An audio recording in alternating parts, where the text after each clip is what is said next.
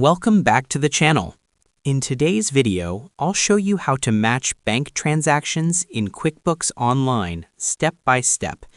If you're a complete beginner, don't worry. I'll keep everything simple and easy to follow.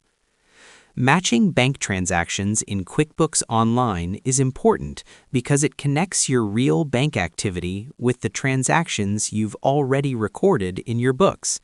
This helps avoid duplicate entries and keeps your financial reports accurate. Let's get started. First, log into your QuickBooks Online account. On the left-hand side menu, click on Transactions. Then select Bank Transactions. This is where all your downloaded bank activity appears. Make sure you're on the For Review tab. Here, you'll see a list of transactions that QuickBooks has imported from your connected bank account. Now, look at each transaction carefully. If QuickBooks finds a transaction in your books that matches the bank entry, you'll see a green Match option. This usually happens when you've already created an invoice, expense, or payment in QuickBooks. Click on the transaction to expand it.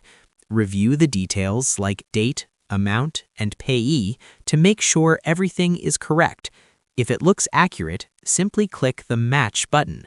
That's it. The transaction will move from For Review to the Categorized tab. If QuickBooks suggests multiple matches, review them carefully and select the correct one before clicking Match. In case you don't see a match but you know the transaction already exists in your records, click Find Match. You can then search by amount, date range, or transaction type to manually locate the correct entry. Once you find it, select it and click Match. Remember, matching means connecting an existing transaction. If the transaction does not already exist in QuickBooks, you would use Add instead, but that's different from matching.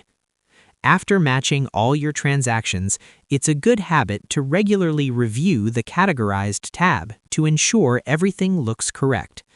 And that's how you match bank transactions in QuickBooks Online. If this video helped you, make sure to like, subscribe, and check out our other QuickBooks tutorials for beginners. Thanks for watching, and I'll see you in the next video.